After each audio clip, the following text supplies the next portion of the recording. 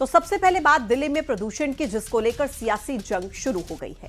दिल्ली के कई इलाकों में AQI 400 के पार पहुंच गया है, जिसके बाद आज दिल्ली सरकार ने प्रदूषण को लेकर कई बड़े ऐलान किए, जिसके तहत कल से दिल्ली के सभी सरकारी और निजी संस्थानों में 50% वर्क फ्रॉम होम जरूरी होगा। हालांकि हेल्थ केयर, अस्पताल, फायर, जेल, सार्वजनिक परिवहन जैसी सुविधाओं पर यह नियम लागू नहीं होंगे। इसके साथ ही सरकारी और निजी संस्थानों से वर्किंग आवर्स को फ्लेक्सिबल करने की भी अपील की गई है। सरकार ग्रैप 3 में काम बंद होने से प्रभावित रजिस्टर्ड कंस्ट्रक्शन मजदूरों को 10,000 रुपए का मुआवजा भी देगी। और इसके अलावा दिल्ली सरकार की तरफ से कहा गया है कि नियमों का पालन न करने वालों पर जुर्माना भी लगाया जाएगा। विपक्षी पार्टियों ने भी प्रदूषण पर केंद्र और दिल्ली सरकार को घेरना शुरू कर दिया है और आज यूपी के सांसद चंद्रशेखर आजाद संसद भवन के सामने प्रदूषण के खिलाफ तख्ती लेकर बैठे।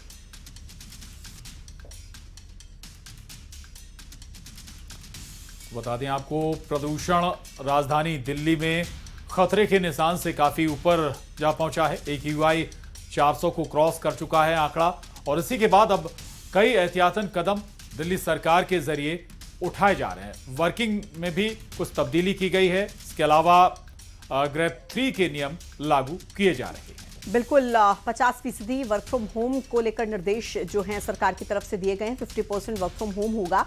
हालांकि कुछ ऐसे सेक्टर्स हैं जिन पर यह नियम लागू नहीं होगा। इसके अलावा वर्किंग आवर्स को फ्लेक्सिबल करने के भी निर्देश दिल्ली सरकार की तरफ से दिए गए हैं, क्योंकि 400 के पार AQI लेवल पहुंच चुका है, जो कि खतरे के निशान से काफी ऊपर है। और ऐसे में इसको कंट्रोल करने के लिए कुछ बड़े कदम दिल्ली सरकार की तरफ से उठाए गए हैं, जिनका पालन करना जरूरी होगा, वरना कड़ा जुर्माना। और वहीं दिल्ली में प्रदूषण को लेकर नो PUC नो फ्यूल नियम बनाया गया है। मतलब जिसके पास PUC सर्टिफिकेट नहीं होगा उसे पेट्रोल नहीं मिलेगा। इसके बाद बड़ी संख्या में पेट्रोल पंप में लोगों की PUC सर्टिफिकेट बनवाने के लिए भीड़ लग रही है। हालांकि लोग सरकार के इस कदम का स्वागत भी कर रहे हैं।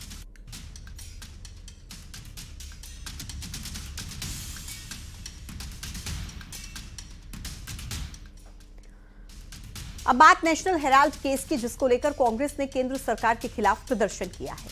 दरअसल अदालत ने सोनिया गांधी, राहुल गांधी और 5 अन्य के खिलाफ दर्ज मनी लॉन्ड्रिंग मामले में प्रवर्तन निदेशालय ED के आरोप पत्र पर संज्ञान लेने से इनकार कर दिया। कांग्रेस ने नेशनल हेराल्ड केस को लेकर केंद्र सरकार और प्रवर्तन निदेशालय पर गंभीर आरोप लगाए हैं।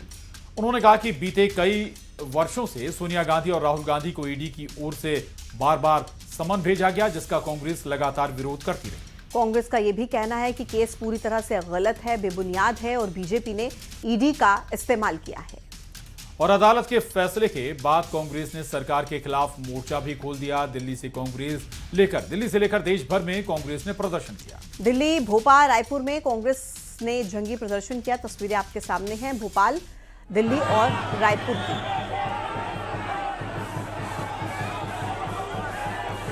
तस्वीरें। उन्होंने देश को आजाद कराया, देश की सलाखों में रहे 11 साल। इंदिरा जी को गालियां दी, उन्होंने देश के लिए छन्नियों से अपने आप को गुदवा लिया, गोलियों से गुदवा लिया।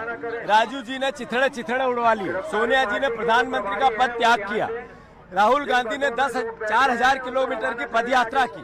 केवल पहले 2G, 4G, बोफोर्स, कोयला सब बदनाम किया। अदालत में बीजेपी की सरकार औंधे मुंह गिरी। और मनरेगा का नाम बदलने पर MP में सियासत गर्मा गई है। भोपाल में विधानसभा परिसर में कांग्रेस विधायकों ने जमकर प्रदर्शन किया। बीजेपी के खिलाफ नारेबाजी की। इस दौरान कांग्रेस के विधायकों ने कहा कि गांधी जी का अपमान बर्दाश्त नहीं करेंगे। और नाम बदलकर राम जी करना सही बात नहीं है। वहीं कांग्रेस के आरोपों पर पलटवार करते हुए बीजेपी विधायक रामेश्वर शर्मा ने कहा कि कांग्रेस को राम के नाम से एलर्जी है। पीएम मोदी के दिल और मन में गांधी जी बसे हैं। दरअसल केंद्र सरकार ने मनरेगा का नाम बदलकर जी राम जी कर दिया है, जिसके बाद से हंगामा मचा हुआ है। कल संसद के अंदर और बाहर विपक्ष ने जमकर प्रदर्शन किया था और सरकार से बिल वापस लेने की मांग की। विपक्ष का आरोप है कि गांधी सरनेम को लेकर सरकार को परेशानी है और इसीलिए इसका नाम बदला गया।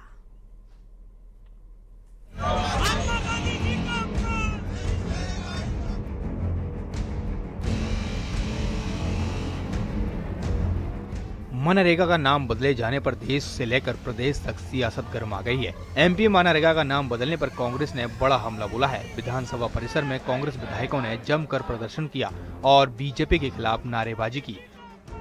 तरीके से नाम बदला गया, उसको लेकर आप देख सकते हैं कि कांग्रेस के तमाम जो विधायक हैं वो यहाँ पर प्रदर्शन कर रहे हैं और सीधे तौर पर ये कह रहे हैं कि महात्मा गांधी की विचारधारा को खत्म करने का प्रयास जो है वो यहाँ पर किया जा रहा है।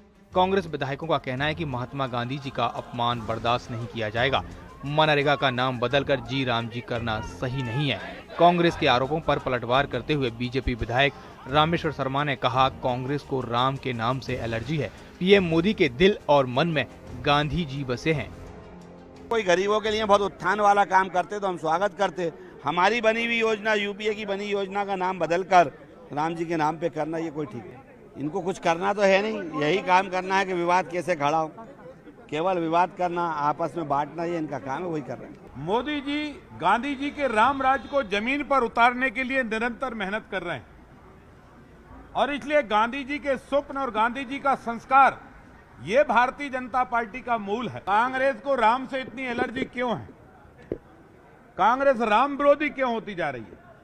कांग्रेस को राम क्यों सताने लगे हैं? अरे मैं कांग्रेसी मित्रों से हाथ जोड़कर कहना चाहता हूं, बिना राम के तो इस देश में कुछ नहीं हो सकता। राम ही है जो सृष्टि का नायक है। दरअसल केंद्र सरकार ने मनरेगा का नाम बदलकर जी राम जी कर दिया है। अब इसका पूरा नाम विकसित भारत गारंटी फॉर रोजगार और आजीविका मिशन ग्रामीण कर दिया गया है। सरकार का दावा है कि नए कानून में रोजगार के दिनों की संख्या में इजाफा किया गया है। साथ ही केंद्र की फंडिंग का भी बोझ बटेगा। खेती के काम के समय प्रोजेक्ट पर रोक रहेगी। हर हफ्ते किए गए काम का पेमेंट होगा। ग्रामीण अर्थव्यवस्था को नई ताकत मिलेगी। विपक्ष का कहना है कि सरकार को महात्मा गांधी के नाम से ऐतराज है। हालांकि सरकार का दावा है कि बापू तो हमारे दिल में बसते हैं। पता नहीं क्यों जी राम जी नाम आ गया तो ये भड़क गए। महात्मा गांधी स्वयं राम राज्य की स्थापना की बात करते थे और उनके अंतिम शब्द भी हे राम थे। फिलहाल महानरेगा के नाम बदलने पर विपक्ष का हंगामा जारी है। नए कानून को लेकर केंद्र सरकार का दावा है कि ये ग्रामीण विकास को नई दिशा देगा। अब देखना होगा आने वाले वक्त में लोगों को इसका कितना फायदा होगा। भोपाल से शैलेंद्र सिंह के साथ ब्यूरो रिपोर्ट, न्यूज़ 18। और मध्य प्रदेश की जनता के लिए बड़ी खुशखबरी है। प्रदेश में फिर एक बार सड़कों पर सरकारी बसें दौड़ेंगी। विधानसभा के विशेष सत्र में सीएम डॉक्टर मोहन यादव ने इसका ऐलान किया। उन्होंने कहा कि अप्रैल 2026 से सार्वजनिक बस परिवहन सेवा शुरू। सरकारी बस सेवा का जनबस नाम दिया गया है, जिसमें निजी ऑपरेटर ही बसें चलाएंगे, लेकिन पूरा कंट्रोल सरकार का होगा। यानी बस का किराया और रूट सरकार तय करेगी। सरकार का कहना है कि उनकी कोशिश है कि गांव तक लोगों को सस्ती और बेहतर कनेक्टिविटी मिले। आपको बताते हैं कि सरकारी बस की पूरी ABCD क्या है। सरकार के हिसाब से 21 साल के बाद MP में सरकारी बसें चलेंगी।